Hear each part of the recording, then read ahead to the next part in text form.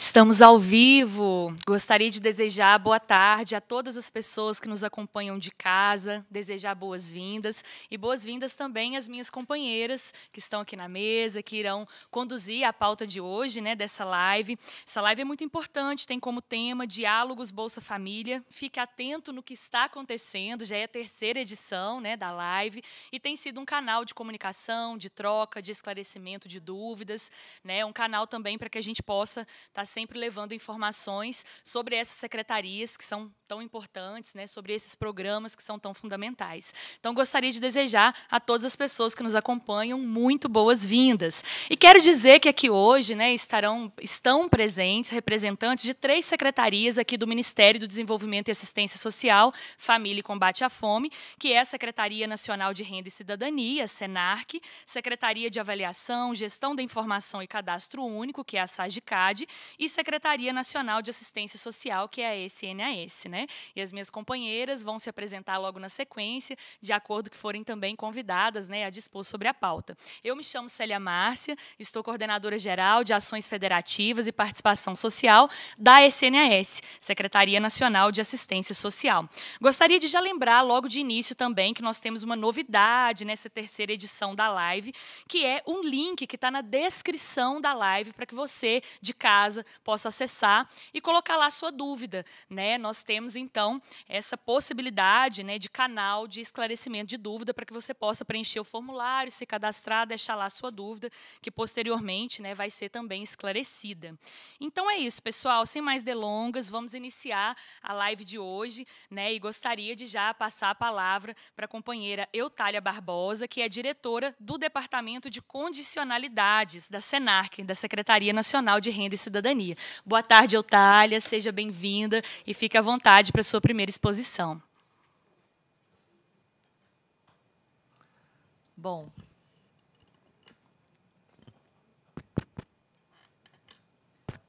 tá dando... acho que... Tá dando um probleminha aqui no microfone, vou pegar aqui emprestado da... Bom, então, boa tarde para todas as pessoas que nos assistem aí, através do canal do YouTube.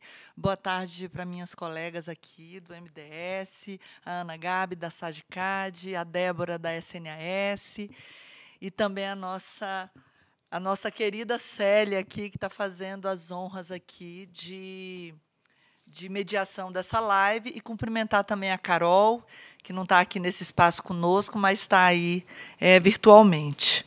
Bom, gente, então, assim, nós já está virando uma tradição boa, né, da gente fazer essa live aqui, no período ou no primeiro dia de pagamento da folha de pagamento do programa Bolsa Família, e a gente sempre está trazendo os temas para cá.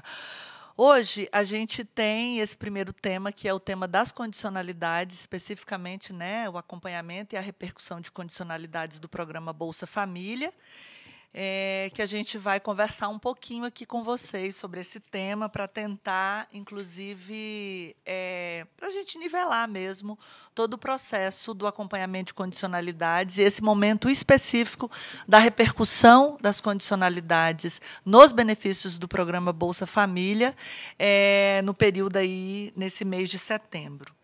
Então, pode passar, por favor. A gente traz aí, como início da nossa conversa, o que a gente está chamando de ciclo periódico da operacionalização da gestão de condicionalidades. Eu vou dizer para vocês que eu não trouxe aqui telas que trazem mais o conceito, a conceituação, né, toda a parte mais conceitual das condicionalidades, porque na live anterior a gente fez essa apresentação e falamos da repercussão de advertência. Então, para a gente otimizar o tempo, a gente vai fazer um debate aqui mais focado na questão da repercussão. Então, nós trouxemos aí esse esquema, né, onde a gente fala do ciclo periódico, operacionalização da gestão de condicionalidades. Então, só para todo mundo entender, todo o processo de operacionalização das condicionalidades, né, da gestão de condicionalidades, ela inicia com a geração do público para o acompanhamento, onde nós retiramos ele da base da folha de pagamento desse mês específico e do programa e do cadastro único, né? Então, nós, do DECOM... Oi. Ah, não estão vendo? Ixi, ninguém havia... Nossa, então o pessoal deve estar lá. Desculpa aí, gente. Ah, no YouTube as pessoas estão vendo, tá certo. Então, no YouTube também não. Também não? Ai, gente. Agora tá, né? No YouTube também? A tecnologia nunca vai nos superar, né, gente? Ah, que ótimo. Bom, então, como eu estava falando, a gente já trouxe a nossa apresentação, já iniciando por esse ciclo periódico, que a gente está chamando de ciclo periódico da operacionalização da gestão de condicionalidades. Então, tudo começa por aqui, nós do MDS, especificamente no Departamento de Condicionalidade da Senarc, a gente vai gerar o público para o acompanhamento de condicionalidade nas respectivas vigências. No caso da saúde, a vigência de 6 meses, e no caso da educação, a vigência a cada 2 meses. Então, nós geramos esse público a partir da base da folha de pagamento do PBF e do cadastro único. Ao gerar esse público, e aí lembrando que esse público é mulheres, né, crianças e adolescentes de 0 a 18 anos, envolvendo aí as condicionalidades da saúde e da educação.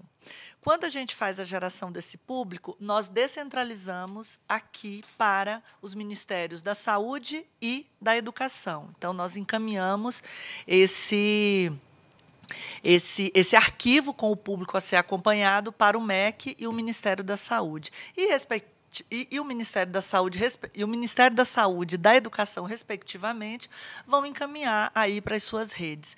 Então, eu costumo dizer que nós geramos esse público na relação intersetorial aqui no âmbito federal, e os ministérios específicos dessem a informação desse público para as suas redes, completando aí o ciclo da relação interfederativa, né?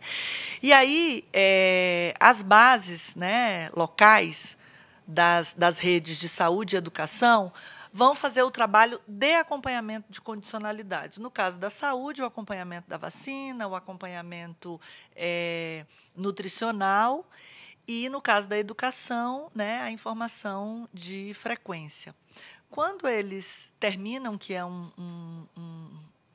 nós instituímos um calendário, né, em consonância com o MEC e Ministério da Saúde, esses municípios devolvem essa informação para os respectivos ministérios, os ministérios devolvem essa informação para o MDS, e aí nós vamos apresentar os dados do acompanhamento de condicionalidades. A partir do momento que a gente apresenta esses dados, né, a gente vai ter o que nós chamamos de repercussão desse acompanhamento, né? Então, a repercussão, ela não significa necessariamente algum nível de impacto no benefício, né? Mas ela vai significar o que, de fato, esses dados trouxeram para nós, né? Então, pode passar. E aí, a repercussão, ela é composta desses seguintes momentos, né, vamos dizer assim, ou desses efeitos, né, que nós chamamos. Então, ele vai desde a advertência, que a gente gosta de falar advertência / alerta, porque essa palavra advertência ela tem um peso muito, muito forte, né? Então, a gente vai falar advertência / alerta, que é o momento em que o benefício é recebido. O benefício, os beneficiários recebem o benefício normalmente, porém, a família recebe um aviso ou um alerta de que alguma das condicionalidades não estão sendo cumpridas, né? Na fase do bloqueio, né, o benefício é gerado, né, porém, ele fica bloqueado, né, no mês da repercussão, mas ele é gerado. Então, é um benefício que está gerado, ele está bloqueado porque a condicionalidade não foi cumprida. E a suspensão já é o contrário, né? Aliás, já é o contrário, não. na fase da suspensão, o benefício não é gerado, né? E a família, de fato, fica sem receber o benefício. E o último estágio, né, desse efeito é o cancelamento propriamente dito. Nós costumamos dizer que a gente não quer chegar no cancelamento, porque o cancelamento, de fato, para nós, ele vai representar o quê? Uma espécie de um fracasso, né, da política de transferência de renda, pensando que a transferência de renda ela deve vir para garantir mais proteção. Então, se você cancela o benefício por conta de não acesso a um serviço de saúde, educação ou acompanhamento na assistência social, a gente vai estar entendendo isso como um fracasso na política de proteção social. Então, a ideia é que a gente repare bem, né, a questão dos efeitos das condicionalidades, para que a gente, de fato, só tenha cancelamento de benefício quando essa família superar o ciclo, né, a condição de vulnerabilidade ou de pobreza.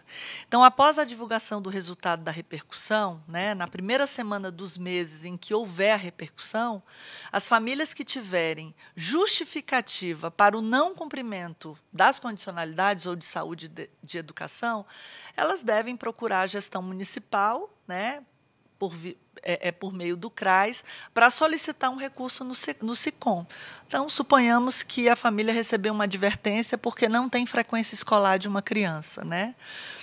A gente abre o período em que a família possa ir até o CRAS e dialogar sobre isso, né? Olha, meu filho não foi na escola por tais e tais motivos. Então, para chegar ao nível de bloqueio, de suspensão e cancelamento, ainda tem uma série de possibilidades, né? E isso tem a ver exatamente com o trabalho intersetorial que é feito aí nos municípios, entre as 3 políticas, principalmente, né? Saúde, educação e assistência social. Pode passar. Bom, então a gente queria alinhar alguns conceitos sobre gestão de condicionalidade, porque tem muita confusão. O que é acompanhamento, o que é acompanhado, o que é cumprir, o que é não cumprir, o que é não cumpriu com efeito no benefício. Então, a gente trouxe aqui rapidamente, só para a gente alinhar. O acompanhamento, ele diz respeito exatamente os beneficiários que estão com o perfil de acompanhamento de condicionalidade em saúde e educação. Basicamente é quem? Mulheres, porque nós enviamos os dados de todas as mulheres, embora a gente tenha as mulheres com acompanhamento obrigatório, que são aquelas de 14 a 44 anos, mas nós geramos todo o público, né? E na educação, crianças e adolescentes de 4 a 18 anos. Então, esse é o público que deve ser acompanhado no sentido de garantir o acesso aos serviços. Acompanhados são aqueles que as políticas de saúde e educação, através dos seus serviços, né, no caso na escola e nas unidades básicas de saúde, acompanham essa família. Ou seja, eu encontrei a família da Maria com 4 crianças, sendo que 2 delas precisam estar vacinadas e com o peso e altura acompanhado, e as 4 devem estar matriculadas na escola com frequência aferida, né? Então, isso é acompanhar, né? Então, eu identifiquei a família, estou acompanhando, independente se ela está cumprindo ou não, isso é acompanhamento. E aí, dentro do acompanhamento, a gente vai ter quem cumpre e quem não cumpre as condicionalidades. Então, quem cumpriu é aquele que tem, onde a gente identifica que as crianças estão com mais de 60% ou 75% da frequência escolar identificada, né?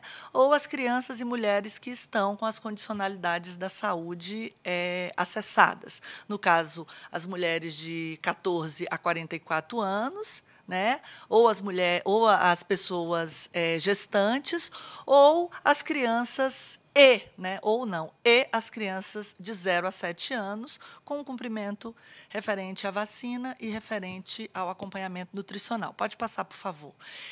E aí, dentro dos acompanhados, nós vamos ter os que não cumpriram, que é exatamente aquelas famílias que tenham crianças que não conseguiram, né, o percentual de frequência escolar, ou que não apresentaram o acompanhamento nutricional, ou não conseguiram cumprir o calendário vacinal. Então, isso são famílias que foram acompanhadas, porém não conseguiram cumprir as condicionalidades. E aí existem N motivos para isso. E as que não cumpriram condicionalidade com repercussão são aquelas que, ao detectarem o não cumprimento, não foram também a um serviço da assistência social, ou da própria escola, ou da unidade básica de saúde, para fazer a justificativa daquele não acesso, né?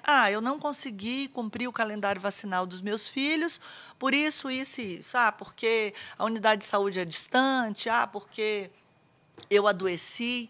Então, o não cumpriu com repercussão são aqueles que até não conseguiram chegar nesse nível da informação dos motivos de não ter cumprido as condicionalidades. E aquele que não cumpriu condicionalidade sem repercussão é aquele que, de fato, apresentou os motivos do não cumprimento daquelas condicionalidades, né?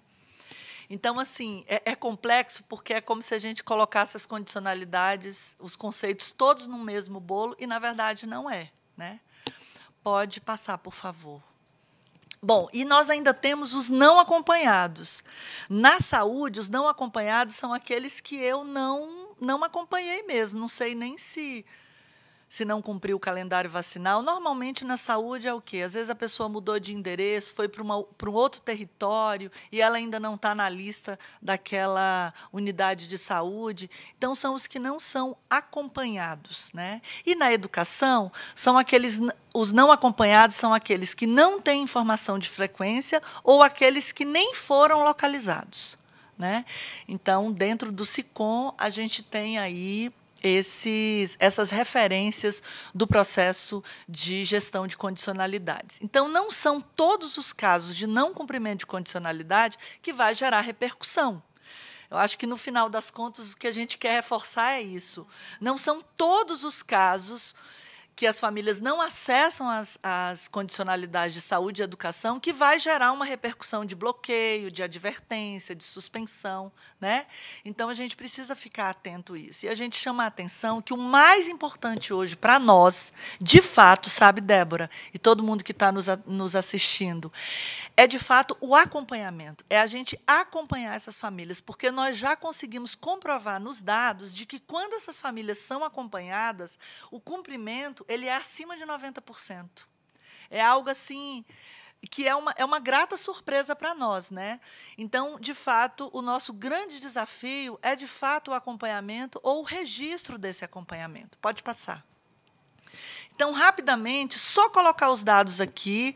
Eu sei que isso os municípios pode passar, conseguem localizar isso no SICOM, esses são dados públicos, mas a gente fez questão de trazer aqui, né? Então, o acompanhamento na educação. Lembrando que nós acompanhamos de 4 a 18 anos incompleto ou até 17 anos, né? E aí a gente trouxe eles aí abertos nos 3 segmentos de faixa etária, de 4 a 5, que é o nosso grande desafio. Nós ainda estamos com um percentual muito baixo na média nacional, mas a gente, quando nós abrimos isso por município e por estado, a gente tem município e estado que não chegou nem a 10% do acompanhamento, né, dessa faixa etária. Então, para nós, isso é uma questão muito preocupante, porque pode significar várias coisas. Pode significar falta de oferta, né? Ausência de oferta para a educação nessa faixa etária. Pode ser uma concepção, né, das famílias de que essa faixa etária ainda não precisa ir para a escola. Pode ser alguma situação de negligência ou alguma situação de violência vivida, ou pode ser também uma dificuldade do município de fazer o registro da frequência escolar dessas crianças. 6 a 15, também, a nossa experiência passada é que ultrapassava 80%, hoje a gente não chegou a 80%, mas nós aumentamos esse número, agora em 2023, e de 16 a 17 anos, que a gente teve uma baixa, né, porque esse acompanhamento também era um pouquinho mais alto. Mas, no total, da faixa etária de 4 a 17 anos, a gente conseguiu, né, das últimas vigências da educação para cá, a gente subiu quase 6% o acompanhamento na educação e a gente baixou mais de 4% os números de não localizados. Porque, veja bem, gente, nós transferimos renda e não sabemos onde estão esses estudantes. É uma manchete que nós não queremos para o Bolsa Família, não é verdade? É uma manchete que nós não queremos para o Bolsa Família, dizer que nós transferimos renda e não conseguimos saber se essas crianças e adolescentes estão acessando um direito fundamental, que é o acesso à educação. Vou apresentar uma última lâmina e finalizar, porque meu tempo acabou. Então, nós temos aí o da saúde, né, que a gente também ampliou um pouquinho, né, se não me falha a memória, a gente ampliou aí cerca de 2 pontos percentuais. Não é muita coisa, mas diante de um processo que a gente viveu aí de muito negacionismo, né, da vacina, do acesso aos serviços de saúde, vivemos uma situação de pandemia onde as condicionalidades não estavam sendo colocadas como um ponto prioritário na gestão do Bolsa Família, né, na gestão da transferência de renda. Então, a gente acha que, de alguma forma, já é um avanço. E eu queria chamar a atenção de vocês o seguinte: esse 78,22% é quando a gente dá o dado total, somando crianças e mulheres. Quando a gente separa esse público, olha como cai o acompanhamento de criança. Né? Ele cai para 55,57%. E é um outro dado também que a gente não quer para o Bolsa, né? Porque significa que nós não estamos conseguindo identificar se crianças de 0 a 7 estão acessando um direito fundamental, que é o direito à imunização, que é ter direito ao calendário vacinal e também direito ao acompanhamento nutricional no âmbito da atenção primária na saúde. Então, de fato, é um desafio para nós. Nós achamos que a dimensão intersetorial vamos dizer assim, é o remédio para a gente poder fazer uma boa gestão de condicionalidade no território. Achamos que nós devemos retomar as comissões intersetoriais. A vigilância socioassistencial do SUAS, ela é uma importante aliada para se debruçar sobre esses dados e tentar reconhecer no território se isso é não acesso, ou se isso é algum grau de negligência, ou o que realmente acontece com o público de criança e adolescente beneficiário do programa Bolsa Família, e mulheres também, né, no acesso a mais direito no conjunto das outras políticas públicas para garantir a proteção integral desse público da transferência de renda. Bom, estamos aqui à disposição, né? E vamos continuar aqui nesse debate aqui entre essas 3 áreas tão importantes do Ministério. Muito obrigada. Obrigada, Eutália. Agradeço, né, a exposição. A diretora Eutália Barbosa, né, acabou de tratar do tema acompanhamento e repercussão de condicionalidades do Bolsa Família. E aí eu quero aproveitar que nós nos esquecemos, né, de uma etapa muito importante logo no início da apresentação, que é a etapa da autoidentificação, né? Então eu quero me desculpar com todas as pessoas que estão nos acompanhando de casa e vou me autodescrever, depois eu passo para a companheira Eutália novamente e a gente segue adiante então com a live. Né, como eu já mencionei, eu me chamo Célia, eu sou uma mulher cis, sou jovem, de 26 anos, alta, me considero magra, tenho a pele parda, mais escurecida, tenho cabelo escuro, ondulado, abaixo dos ombros, que agora está preso, e estou vestindo uma blusa de manguinha, logo abaixo dos ombros, na cor caqui, meio marronzinho claro. Estou com um cordão de madeira alongado e com os outros acessórios bem delicados. Estou sentada e à minha frente celular, tenho meu caderninho e caneta. Eu também quero pedir desculpa por não ter feito a minha autodescrição. Eu sou uma mulher de 51 anos, uma mulher cis, bissexual E, no momento, eu estou usando uma blusa preta com um crachá aqui do Ministério pendurado aqui no meu pescoço, com a minha foto. Estou usando um chale aqui, meio marrom com verdes. Tenho os cabelos cacheados, hoje eles não estão escovados. Uso um óculos na cor meio marrom, mais escurecida. E estou usando alguns acessórios, relógio, brinco, enfim.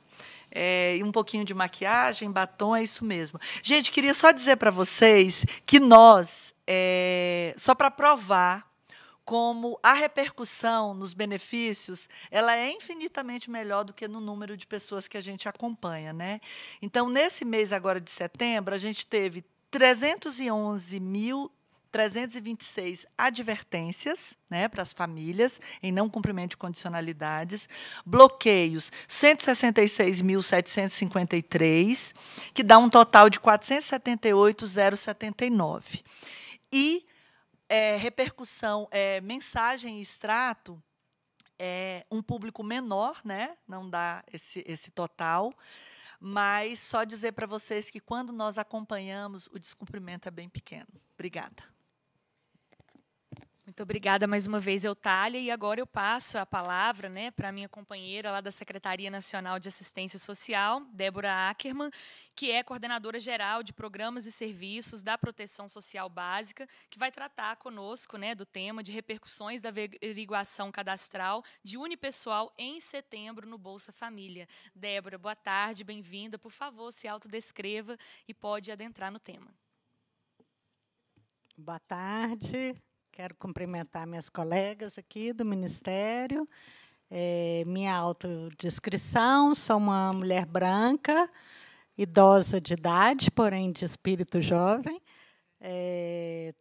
Tenho cabelo caracolado, estou usando um óculos, estou de blusa amarela, estampadinha, com crachá aqui do Ministério, estou de brinco, e é isso. Estou aqui também com celular, papéis, e vamos lá.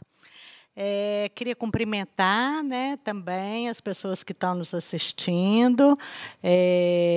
Um cumprimento muito especial às coordenadoras de CRAS, aos trabalhadores do SUAS. É uma satisfação muito grande, né, estarmos aqui as 3 secretarias juntas, né, discutindo esse importante eixo, né, da proteção social, que é a transferência de renda, o programa Bolsa Família, o cadastro único, né?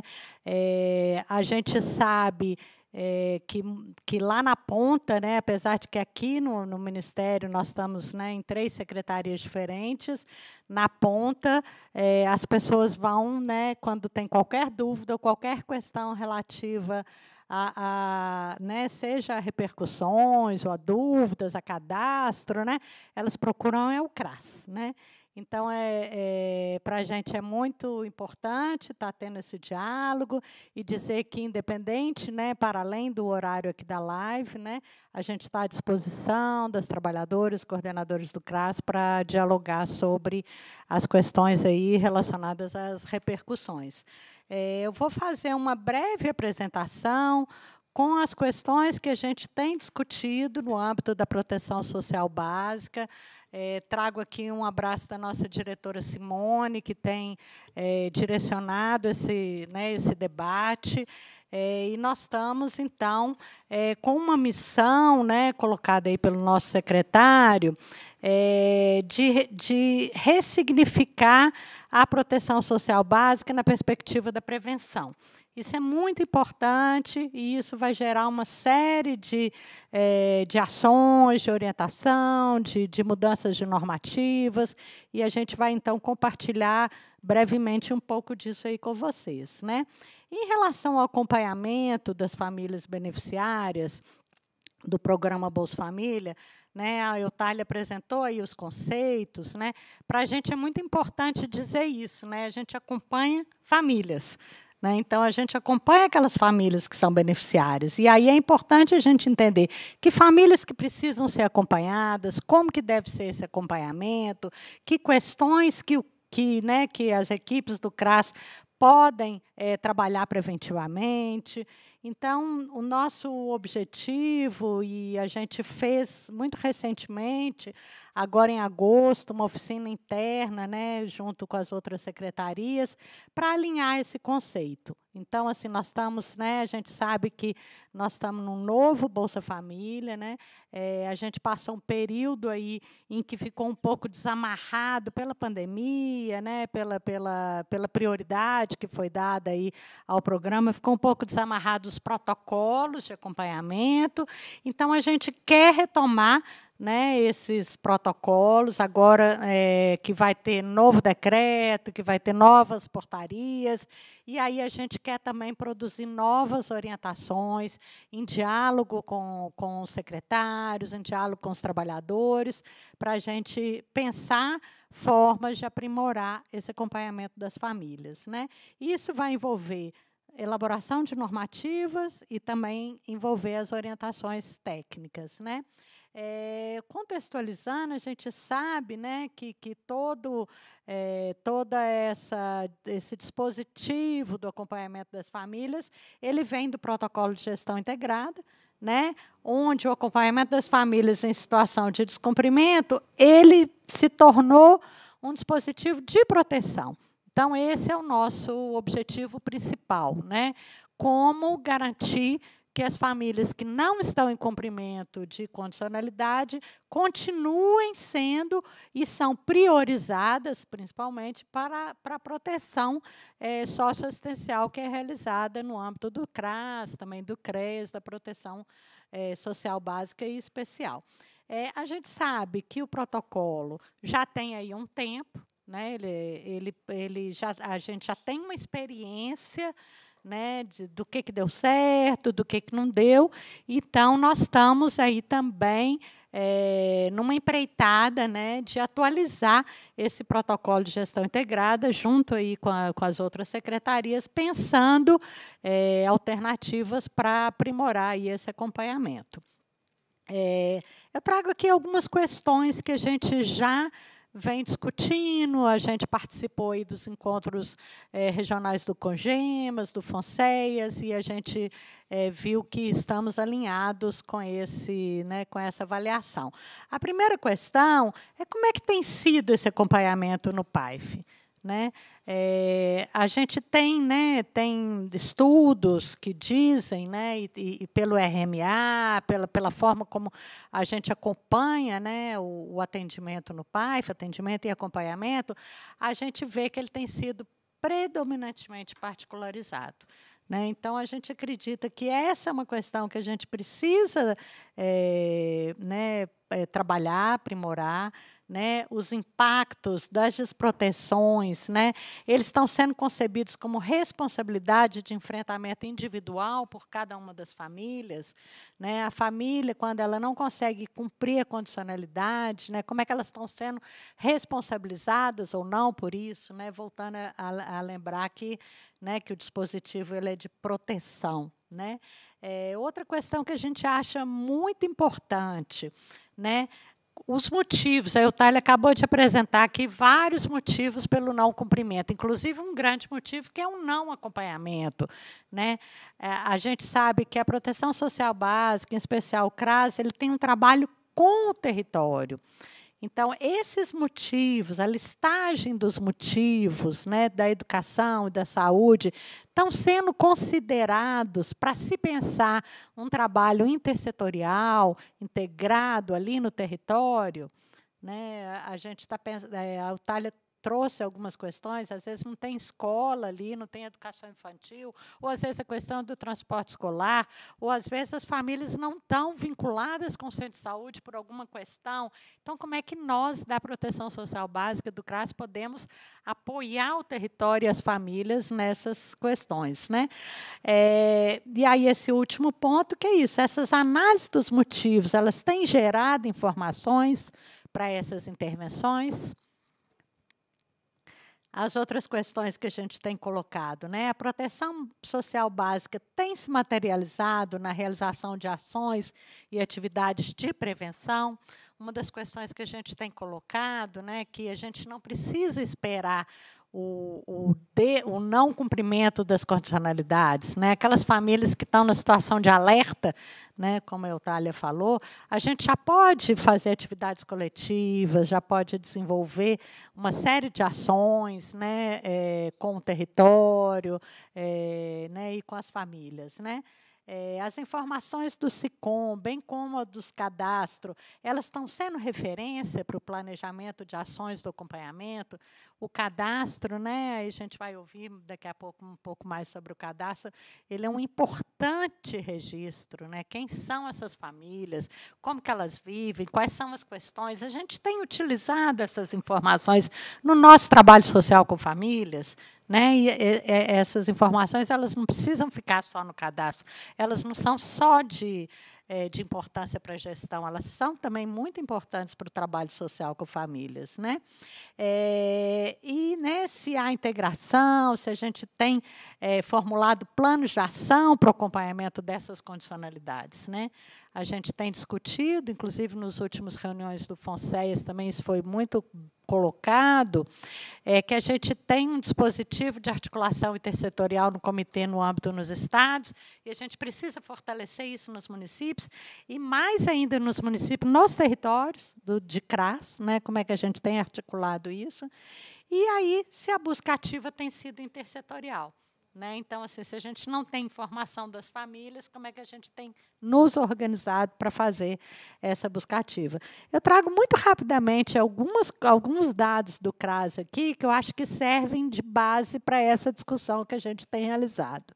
Primeiro é dizer, né, do quanto que o CRAS ficou demonstrado que ele é um equipamento muito importante, né? Porque mesmo com o desfinanciamento, com a pandemia, o número de CRAS ele não diminuiu no Brasil. Né? A despeito, né, de todas as dificuldades, os municípios sustentaram, acho que muito provocado também pelas famílias que foram procurar no CRAS, né, o apoio necessário. Em compensação, né, quando a gente relaciona o CRAS com a pobreza, que aumentou, a gente vê que a cobertura do CRAS abaixou. Né? Então, porque a pobreza aumentou, o número de pessoas no cadastro aumentou, então isso é um desafio muito grande que tem aí para a gente, para o desafio do acompanhamento. Então, a gente tem um percentual de cobertura, né, desafiador, especialmente nas metrópoles, né, em algumas regiões. A gente vê aqui como que os atendimentos individualizados no CRAS, eles são o foco, né? Eles aumentaram muito na pandemia, então a gente tem um desafio grande de desenvolver estratégias de trabalho coletivo. E aí a gente vai ver que famílias participando regularmente de grupos no âmbito do PAIF, né, ele diminuiu, agora a gente começou a crescer após a pandemia, mas ainda é um número muito baixo. Então, assim, eu quero concluir dizendo aqui que a gente, né, tem se preocupado com todos esses aspectos do acompanhamento, estamos produzindo, né, informações, né, a professora Maria Luísa Risotti esteve conosco, trouxe bastante questões importantes, e a gente está aí nesse processo de construir um acompanhamento que seja de fato protetivo, de fato preventivo, e que possa, né, contribuir aí para que as famílias continuem, né, no programa de transferência de renda e também que sejam promovidas aí no âmbito do PAIF. É isso, obrigada, estamos à disposição. Muito obrigada, Débora. A gente agradece, né, a exposição sobre esse segundo ponto da nossa pauta. E antes de passar para o próximo, gostaria de já agradecer a todas as pessoas que estão nos acompanhando de casa. Dei uma olhadinha aqui no celular, são mais de 1000 pessoas nos acompanhando simultaneamente. Que coisa boa!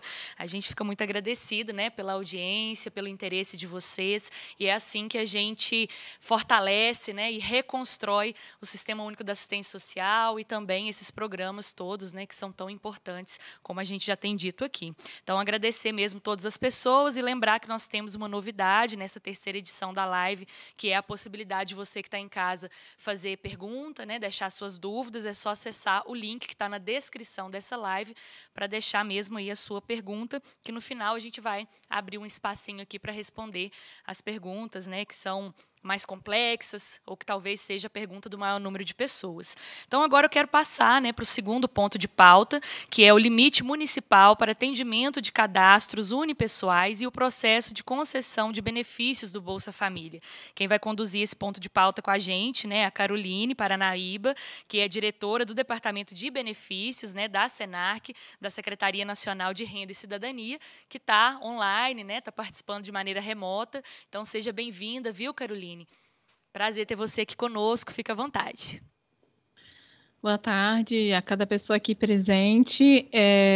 Como é uma transmissão em vídeo para todo mundo ver, eu me autodescrevo sinalizando que eu sou uma mulher jovem de 42 anos, tenho cabelos médios, louros, encaracolados, estou vestindo uma blusa azul clara com um blazer creme e sou uma pessoa branca.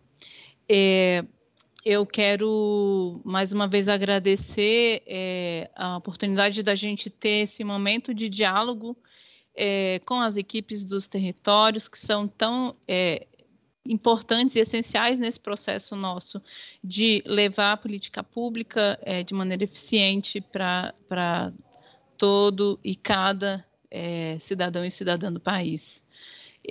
Vou iniciar minha projeção aqui para vocês. Eu vou tratar de 2 temas, né? A gente vai falar do Bolsa Família esse mês e também das questões relacionadas ao reflexo da averiguação cadastral e, como a nossa colega sinalizou, tratar da inovação que a gente tem a partir de setembro, né, com o limite de atendimento municipal para cadastros unipessoais. Inicialmente, é importante a gente destacar que nesse mês, né, começando o pagamento hoje, nós temos 21,48 milhões de famílias beneficiárias. A gente está falando de mais de 55 milhões de pessoas no país recebendo proteção social, assistência social via transferência de renda condicionada. É importante a gente destacar que esse número foi alcançado por uma série de medidas que vêm sido tomadas desde março, com o redesenho do Programa Federal de Transferência de Renda, focando especialmente em famílias com crianças e adolescentes e gestantes. Então, é essencial que a gente resgate esse sentido da política de proteção social que o Bolsa Família para que a gente siga trabalhando para qualificar todo esse arranjo que a gente tem em torno do programa. O programa também, esse mês, teve um feito importante que sensibiliza todos os equipamentos da assistência e os setores de cadastro e Bolsa Família nos municípios, que é a concessão de benefícios.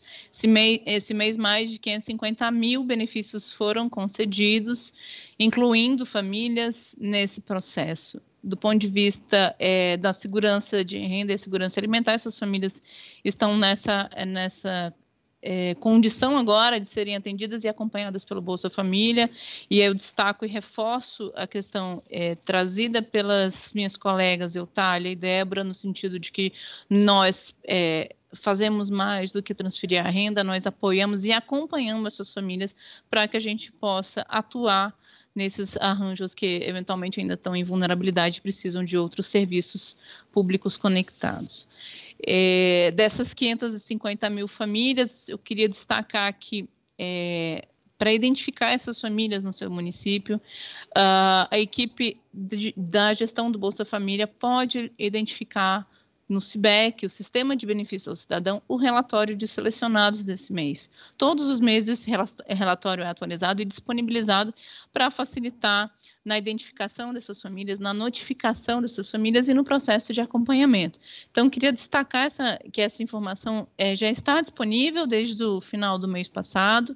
Essas famílias já receberam notificação pelo correio ou estão recebendo, e os cartões do Bolsa Família já foram emitidos e estão sendo encaminhados à residência identificada no Cadastro Único. Superado, então, essa questão inicial aqui das concessões e esse destaque importante que a gente tem nesse processo, gostaria de trazer, então, as informações do processo de repercussão da averiguação cadastral dos unipessoais, que faz parte de um conjunto de ações de qualificação do cadastro, que a coordenadora-geral Ana Gabriela vai aprofundar daqui um pouquinho nessa live. Mas queria trazer num primeiro olhar aqui para a gente trabalhar a questão de que no dia 11 de agosto venceu o prazo para que um conjunto de famílias fizesse a atualização do seu cadastro. Essas famílias, a depender dos públicos que elas estavam ali organizadas dentro do processo, elas ou tiveram um benefício cancelado ou tiveram um benefício bloqueado. Um terceiro conjunto de famílias recebeu já a convocação esse mês para que possam comparecer. Essas famílias que tiveram benefício interrompido o seu pagamento agora nesse mês, elas estão sendo convocadas desde maio desse ano, e depois que elas não compareceram, ou seja, elas foram notificadas e assim mesmo não compareceram para regularizar o seu cadastro, então essa medida foi aplicada. Para que a gente possa se lembrar um pouco aqui do nosso roteiro de cronograma, ao longo desse semestre a gente ainda tem uma série de aplicações de convocação, bloqueio e cancelamento. Nesses quadradinhos que estão mais amarelo, um amarelo mais intenso, são os meses que a gente vai ter cancelamento. Então, a gente pode perceber aqui no quadro que a gente consegue se organizar para saber quais são os públicos e quais são as datas limites para a atualização desse cadastro. É importante que essas informações entrem na dinâmica dos territórios para que possam ser organizados não só processos de preparação do seu atendimento, mas também para identificação de famílias que eventualmente não tenham uma condição de fazer o deslocamento até o equipamento, né? Então, a gente precisa se apropriar dessas listagens. Eu sei que a maioria já está bem apropriado disso, mas é importante a gente relembrar essa questão. Uma dúvida que é muito frequente que a gente quer tratar nessa oportunidade da live e depois que bloqueou, tem alguma coisa que a gente pode fazer? A resposta é sim.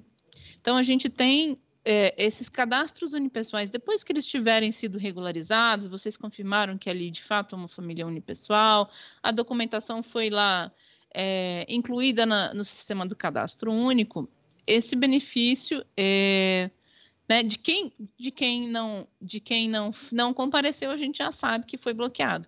Agora, quem compareceu, o benefício pode ser desbloqueado. Tá? Então, fez a atualização, o município pode aguardar que o próprio MDS faça o desbloqueio ou o município pode imediatamente fazer o desbloqueio. Tá? Então, como é que esse processo do desbloqueio ele acontece? Uma vez ao mês, o Ministério faz o desbloqueio automaticamente. Mas o município regularizou o cadastro, ele pode entrar no CIBEC e fazer esse tratamento, tá? Como é que a gente faz esse tratamento no CIBEC? Né? Que muitas vezes os municípios acham que o sistema não está funcionando ou que ele não pode fazer o desbloqueio, mas eu queria assegurar vocês que os municípios podem fazer o desbloqueio se eles regularizaram a situação da família. Esse desbloqueio ele é feito naturalmente entrando no CIBEC. Quando vocês entrarem no sistema, vocês vão conseguir visualizar, ter um olhar, ao consultar a família, vocês vão conseguir detalhar a família e identificar as ações e pendências vigentes para essa família. Tá? Dentre essas pendências, vocês vão identificar que tem uma pendência do procedimento de averiguação cadastral unipessoal. Identificou essa pendência, você vai, né? Naturalmente vai. Como vocês estão identificando aqui nessa tela, tem um sinalzinho ali de menos, né? Então, assim que você identificar, você vai clicar aqui nesse botão para poder fazer a retirada da pendência, porque você já regularizou o cadastro da família, dessa família unipessoal, então ela já está regular pelo processo de averiguação cadastral. Clicou naquele botãozinho, ele vai trazer aqui o campo justificativa e aí você vai explicar. Já atualizei o cadastro dessa família conforme a recomendação da gestão do cadastro único, inseri os documentos na V7. E aí comanda aqui a solução de fazer o tratamento desse caso, né, de pendência. E aí também já comanda o desbloqueio assim que você fizer esse tratamento. Então, para quem ainda não conhece como é que pode fazer, ali a gente fez o desbloqueio, aqui a gente vai fazer o tratamento da pendência da pessoa. Então, vocês quando forem fazer a consulta no CIBEC, tem lá consulta programas sociais, pessoas, parcelas e extrato da folha. Selecione pessoas e aí vai aparecer a pendência vinculada àquela pessoa. Identificou a pendência, vai no sinalzinho negativo e retira e faz o tratamento novamente da pendência. Justifica que já fez a atualização e aí faz o tratamento, podendo fazer tanto o desbloqueio como a reversão do cancelamento. No caso da reversão do cancelamento, tem um procedimento específico. Como você já fez o tratamento da pendência, o sistema vai lá e identifica que aquele cancelamento não é mais correto. Não é mais um cancelamento por averiguação cadastral unipessoal. E aí ele vai retirar esse cancelamento e vai colocar um outro motivo, que é fim de restrição específica. Nesse motivo da restrição específica é que você vai lá e vai comandar a reversão do cancelamento. Tá? Sei que a gente passou um pouco rápido aqui, não se preocupem, esse material vai estar disponível, esse passo a passo vai estar disponível como um anexo do informe da folha de pagamentos desse mês, para que vocês possam seguir sem dúvidas esse roteiro e aplicar na hora de fazer um tratamento de pendência no CIBEC, com desbloqueio ou reversão de cancelamento, quando for o caso. É importante a gente destacar aqui, para fazer alguma dessas ações de tratamento de pendência, reversão de cancelamento ou desbloqueio, precisa ter feito a atualização do cadastro. Se não tiver feito a regularização do cadastro, no mês seguinte o Ministério vai bloquear ou cancelar o benefício novamente. Então, lembrem-se de fazer o tratamento da pendência após a regularização cadastral. Então, aqui a gente está deixando também nesse material, revisando com vocês, né, que a gente pode fazer a reversão de cancelamento, as famílias que tiveram cancelamento do benefício esse mês e regularizarem sua situação cadastral, inclusive só voltam ao programa por uma ação municipal de reversão de cancelamento durante o prazo de 180 dias. Tá? Então, nesses 180 dias, vocês podem fazer a reversão de cancelamento. Antes disso, ela não retorna ao programa, até que a situação esteja regularizada do seu cadastro, ok? Então, desbloqueio o MDS faz, reversão de cancelamento o MDS não faz, só o município faz. E quando é que se faz essas duas situações? Só quando fez a regularização do cadastro. Entrando, então, na nossa segunda temática, nós tivemos uma novidade ao final de agosto, que foi a implantação de um regramento relacionado a essa temática ainda de unipessoais. Como vocês sabem, nós estamos, desde o início desse ano, fazendo um trabalho de qualificação do cadastro único e, naturalmente, qualificação do atendimento do programa Bolsa Família nos territórios. É importante a gente destacar que, desde o início desse ano, o ministro tem destacado para nós, o ministro e as secretárias das nossas secretarias, sinalizado a importância da gente ter um diagnóstico e aplicar medidas que possam auxiliar a tratar este problema. Que problema é esse? O problema que a gente vem enfrentando foi um aumento absolutamente inesperado e desconectado da realidade de cadastros de unipessoais tanto no Cadastro Único quanto no Bolsa Família. Para isso, então, como vocês bem sabem, a gente teve todo um processo da averiguação cadastral, onde um dos públicos são os cadastros unipessoais. No estabelecimento, então, de medidas para fortalecer o Cadastro Único, Bolsa Família e o próprio Sistema Único de Assistência Social, foi estabelecido, então, um percentual máximo de atendimento de unipessoais considerados qualificados, vamos colocar assim, né? uma quantidade razoável de unipessoais atendidos. Esse percentual ele foi trazido da Pesquisa Nacional de Amostra de Domicílios do IBGE. Essa pesquisa identificou que, no Brasil, 15,9% dos lares são de unipessoais, são lares de famílias unipessoais.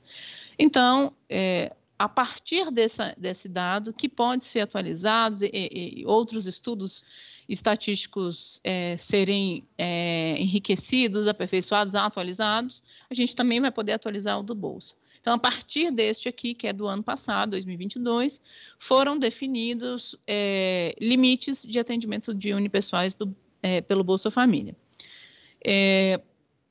Vamos passar aqui. Então, como é que esse limite interfere no dia a dia do município?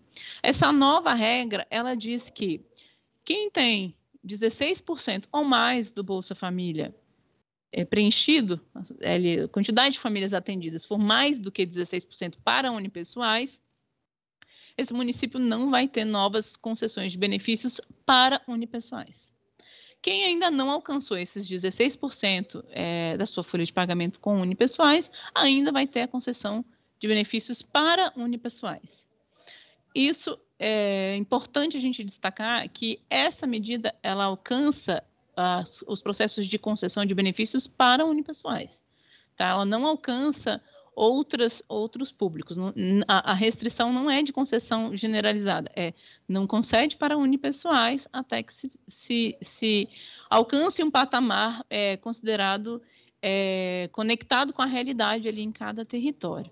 Então, como é que isso interfere para as outras famílias? Isso reforça que o programa ele está mais focado em famílias com crianças e adolescentes, porque são públicos mais vulneráveis.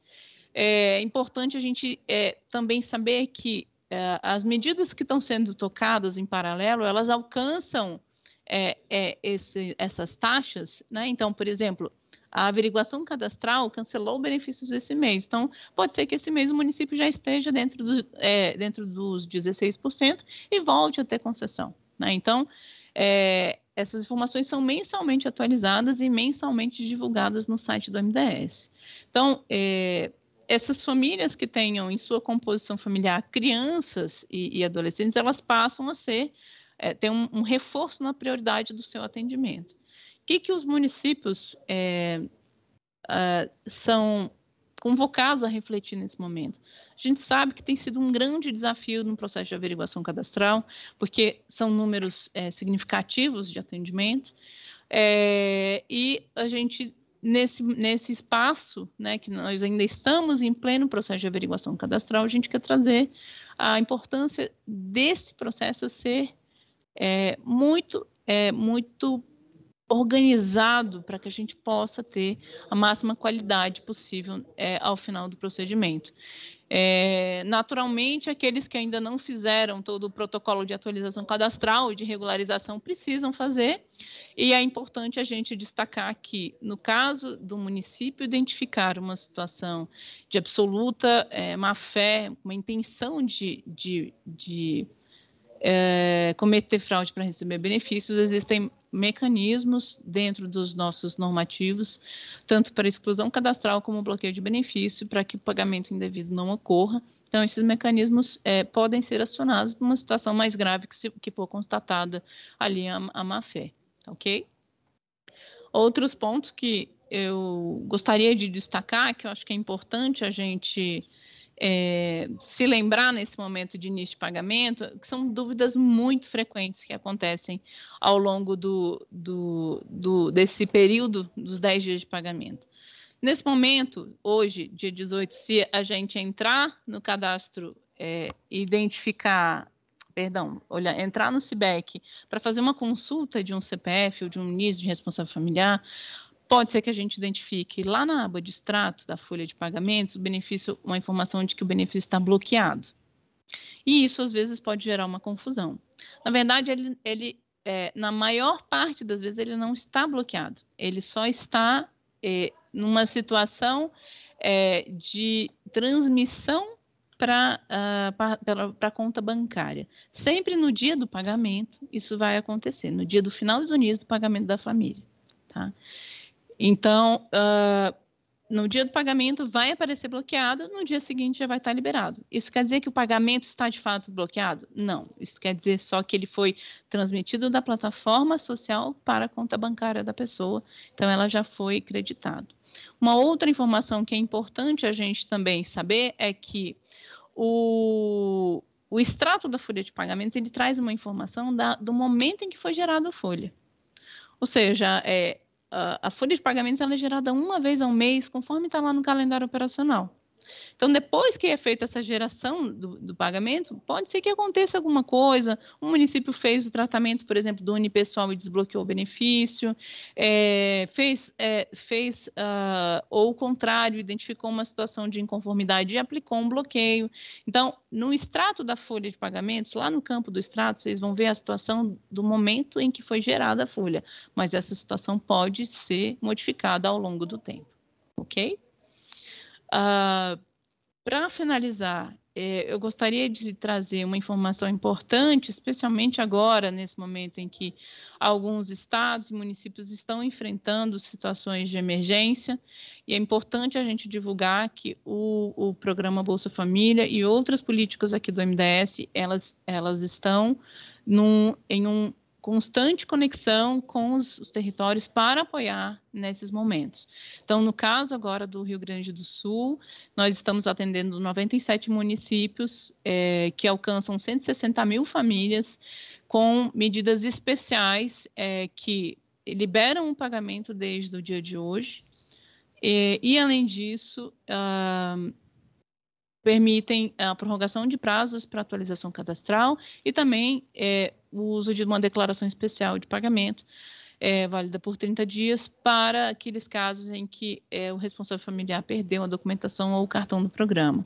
Então, sempre que essas situações ocorrerem, a gente recomenda que os municípios acionem suas coordenações estaduais do Bolsa Família do Cadastro Único, suas secretarias de assistência social, que farão a ponte imediata conosco para que a gente adote essas medidas. Por fim, queria agradecer a oportunidade, vou passar a palavra para minha colega Ana Gabriela, e aí depois a gente volta para tirar algumas dúvidas. Obrigada.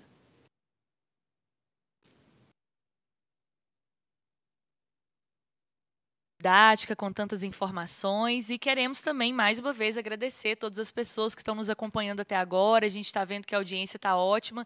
Acabamos de bater 1 hora de live, né? A gente pede também a paciência de todas as pessoas, que a gente vai estender um pouquinho mais, inclusive para esclarecer algumas dúvidas, né? Nós recebemos aqui Não o formulário. Não estamos ouvindo vocês. Oi? Está me ouvindo? Sim? Ah, perfeito. E aí, como eu estava dizendo, né, a gente vai precisar estender um pouquinho mais, inclusive para responder algumas perguntas que chegaram para nós por meio do formulário, né? Então, a gente recebeu aqui vários comentários, várias dúvidas, e foi muito bom poder contar com essa novidade aí nessa terceira edição, né, da nossa live. E aí, antes de passar, né, para a companheira Ana Gabriela, Então tá, quero convidar nesse momento para fazer uma saudação, para dar um oi aqui na live, né?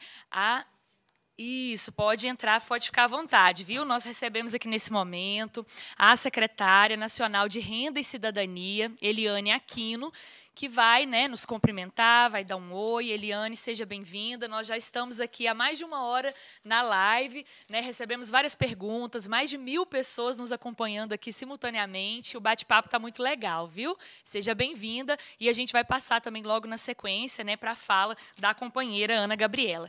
Então, por favor, boa tarde. Pode dar um oi para a gente aí nessa live.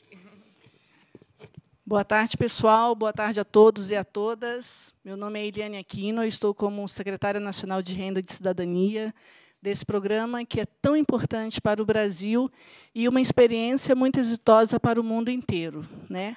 Nós estamos falando do Bolsa Família, que retornou agora no programa, na gestão do presidente Lula, na gestão aqui do ministro Wellington Dias, e falar para vocês o seguinte, que nós queremos cada vez mais nos aproximarmos de vocês. Nós precisamos muito qualificar cada vez mais tanto o Cadastro Único como o programa Bolsa Família, para que a gente faça esse benefício chegar lá na ponta para as pessoas que mais precisam. E a gente sabe que o papel de vocês é extremamente importante, é extremamente rico, e nós sabemos também do desmonte que houve nos últimos anos. Nós estamos fazendo com que essa reaproximação entre governo federal, governo do Estado e governos municipais seja cada vez mais presente, que a gente consiga estar cada vez mais perto de vocês para melhorar o nosso país. Que o Bolsa Família ele merece e ele vai voltar a ser a potência e a força que ele foi para tirar o nosso país do mapa da fome. Então, aproveitem em cada momento, tragam um abraço aqui de todos os secretários nacionais que trabalham aqui nesse ministério, trago o abraço do ministro Wellington Dias e quero falar para todos vocês que nós estamos à disposição. Passei aqui só para deixar esse recado e vou deixar aqui essa condução tão bem feita das nossas mulheres que estão presentes e as que estão no virtual. Um abraço a todos vocês. Muito obrigada, secretária Eliane, sempre um prazer tê-la conosco, e nós nos sentimos, de fato, muito bem representadas aqui pelas nossas secretárias nacionais, né? O MDS está cheio de mulheres potentes, competentes, assim como todo o Sistema Único da Assistência Social, né? A companheira Débora estava aqui cumprimentando as trabalhadoras, a gente sabe que são as mulheres, né, as principais demandantes dessas políticas públicas, né, desses programas, benefícios, serviços, são mulheres protagonizando e também demandando, né, aqui do Ministério, enfim, do governo como um todo. Então, gostaria agora de passar a palavra, né, para a companheira Ana Gabriela, que é coordenadora geral de gestão de processos de cadastramento da SAGICAD, né, da Secretaria de Avaliação, Gestão da Informação e Cadastro Único. Bem-vinda, viu, Ana? Fica à vontade, por favor, se autodescreva. Obrigada, Célia. Queria agradecer o convite, essa articulação, né, das secretarias para a gente estar aqui. Queria dar um alô, uma boa tarde para todas, todos e todes. Vou me autodescrever, sou Ana Gabriela, sou uma mulher de 50 anos, na verdade 49, gente, olha, já estou já estou me adiantando, acho que eu estou doida para fazer logo 50. Tenho 49 anos, tenho a pele branca, tenho os olhos claros, estou com um vestido preto, também com um chale bege, com as unhas vermelhas. Acho que é isso, não uso nenhum acessório, porque eu perco todos. Então, estou sem acessórios, cabelos cacheados. Eles estão loiros, porque eu fiz muitas luzes. Bom, eu vou falar... Eu não sei, minha apresentação não está, né? Está na live? Ah, agora apareceu para mim. Eu vou ser bem breve, vou trazer... Vou reforçar as ações de qualificação do cadastro, mas, antes de falar as atualizações da averiguação cadastral e da revisão cadastral, os públicos novos que foram inseridos nessa semana, eu gostaria de reforçar o papel do cadastro como uma ferramenta de inclusão social. A gente, né, por muito tempo, acho que, né, enfim, tudo isso que passamos e a política pública passou, trouxe muito esse aspecto negativo de fiscalização, né? O cadastro como uma ferramenta de fiscalização. E eu gostaria, né, eu queria trazer todos vocês, trabalhadores do SUAS, trabalhadores do cadastro, do Bolsa, para a gente tentar retomar esse aspecto de inclusão do cadastro único. Então, quando a gente fala aqui de averiguação cadastral, que a gente vai trazer, averiguação, revisão, é muito mais no sentido de qualificar o cadastro, para a gente poder garantir que as famílias que mais precisam realmente possam acessar os programas, os serviços, os benefícios que o Cadastro Único traz, né, como esse instrumento de identificação de vulnerabilidades, mais do que uma simples ferramenta de a gente verificar se a família mentiu ou não mentiu. Né? A gente sabe dos problemas, a gente sabe das estratégias de sobrevivência, claro, mas a gente precisa qualificar o cadastro. Então, é importante sempre olhar esses processos que lançamos esse ano como um processo de qualificação das informações cadastrais. Tá? Então, vamos trazer as novidades, né, da nossa averiguação e revisão cadastral. Eu não vou detalhar muito os conceitos, mas é sempre importante lembrar que, nesse ano, lançamos a averiguação de renda, a averiguação de unipessoais e a revisão cadastral. Todos eles com esse propósito de qualificar o cadastro e focalizar as políticas dos usuários do cadastro. Pode passar. Então, a averiguação de renda. O que houve de novidade? Houve uma atualização no prazo de exclusão lógica. Vocês sabem que, no processo de averiguação cadastral e revisão, depois de um prazo, se não há regularização do cadastro ou atualização do cadastro, tem a exclusão lógica desses cadastros. Ou seja, é um cadastro que eu não posso mais confiar nas informações para poder conceder benefícios, serviços, etc. Então, a instrução normativa anterior dava o prazo do ano que vem, a partir de julho do ano que vem, para fazer a exclusão lógica. A gente antecipou um pouco esse prazo de exclusão lógica para dezembro de 2023, porque, como vocês sabem, outra ação de qualificação cadastral foi a integração do Cadastro Único com o Cadastro Nacional de Informações Sociais. Então, como grande parte dos registros já foi regularizado com essa integração, vai ter essa antecipação da exclusão lógica em dezembro de 2023. Pode passar. No processo da averiguação de unipessoais, a Carol já trouxe bastante sobre as repercussões no Bolsa Família, e a grande novidade é a obrigatoriedade de upload no sistema de cadastro único do documento de identificação com foto e aquele termo de responsabilidade que a pessoa assina, confirmando que ela realmente mora sozinha. Né? A gente sabe que a gente preza pela autodeclaração, o nosso público é um público que não está na formalização, não está nos registros públicos, mas a gente precisa trazer uma qualificação para esses registros de unipessoais. Então, houve essa alteração no sistema de cadastro único para obrigar, a partir do dia 31 de julho, né, que já passou, então, todos os cadastros que foram inseridos ou atualizados no sistema a partir do dia 31 de julho, é obrigatório fazer esse upload desses documentos, porque, senão, não regulariza para averiguação cadastral. Pode passar?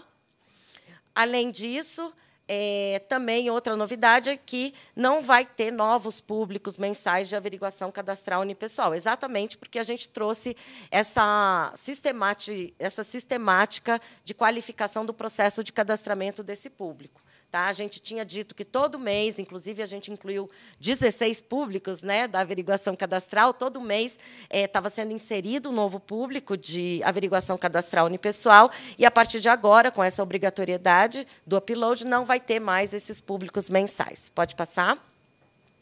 E a grande novidade é a revisão cadastral. Como vocês sabem, lá no início do processo de qualificação cadastral, nós inserimos um público de revisão cadastral, que é aqueles cuja última atualização era lá de 2016, 2017. Não dá para usar um cadastro com informações desatualizadas, gente. Toda vez que vocês vão procurar alguma coisa, que vocês têm um cadastro, o que o povo fala? Atualiza o cadastro. Antes atualiza, regulariza seu cadastro. Porque a gente precisa de informações atualizadas. A dinâmica das famílias é muito grande, né? Então, esses cadastros já estavam muito desatualizados, já teve cancelamento, inclusive exclusão lógica desses cadastros, e agora vamos inserir, já inserimos, né, a partir de segunda-feira, os cadastros cuja última atualização foi 2018, 2019. Pode passar. E quais são esses 3 públicos novos da revisão cadastral? O público 2 é aquele que tem mais de 5 anos, gente, sem atualização, e que são beneficiários de programas. Não dá, né? Então, esse público entrou agora. O público 3 e o público 4 são os públicos de 4 anos de desatualização. A diferença é que o público 3, os últimos, são beneficiários de programas, e o público 4 são famílias cadastradas que não são beneficiárias. Pode passar? Bom, essas são as novidades dos públicos, tá, gente? Então, do público da AVE Uni, da AVE de renda e da revisão. Em relação às orientações gerais para regularizar os cadastros no processo da ação de qualificação cadastral. A grande novidade é que, além daquela documentação básica, que todos já sabem, espero que todos já saibam, que é para o responsável familiar, que é o título ou o CPF, e para os demais componentes da família, qualquer outro documento, né, previsto no bloco 5 do formulário. Além disso, agora é obrigatório apresentar um documento com foto do responsável familiar e também um comprovante de endereço. Ah, mas não tem o comprovante de endereço, o comprovante de endereço é muito ruim, na conta de luz não vem no nome do responsável familiar. Tudo bem, a pessoa pode fazer uma declaração em punho do seu endereço. Inclusive, o Ministério colocou um link na instrução normativa que o município pode acessar esse modelo de declaração, aí imprime e pede para o responsável familiar assinar. Tá bom? Pode passar. E para os unipessoais, no processo de regularização, só repetindo, né, aqui, que precisa fazer o upload dos documentos, do documento com foto e o termo de responsabilidade. Pode passar. Comunicação com as famílias. A Carol também já trouxe quais são os canais de comunicação, o SMS, as mensagens no extrato, o aplicativo do Bolsa Família, as cartas, tudo que vai ser enviado para as famílias beneficiárias do Bolsa. E para as famílias que não são beneficiárias, as mensagens vão ser via aplicativo do Cadastro Único, e com os banners e também tudo de forma escalonada, conforme os prazos aí previstos na instrução normativa. Pode passar? Então, isso tudo está na instrução normativa, tá, gente? A partir daí, é um cronograma super detalhado, que tem a data limite para evitar o bloqueio, a data limite para evitar o cancelamento. Tem muitas informações, eu não vou passar aqui, porque vocês vão dormir também. É muita informação e a gente já estourou o prazo. Está tudo na instrução normativa da averiguação cadastral, mas eu vou trazer, então, o que é mais importante. A averiguação de renda, então, exclusão lógica a partir de dezembro de 2023. Pode passar. Aqui não muda os primeiros públicos da Aviune, que vai até o público 6, e da revisão, o público 1 da revisão, nada mudou, pode passar. Os públicos 7 a 16 da Aviune também nada mudou em relação aos prazos, pode passar. Aí, aqui são os públicos,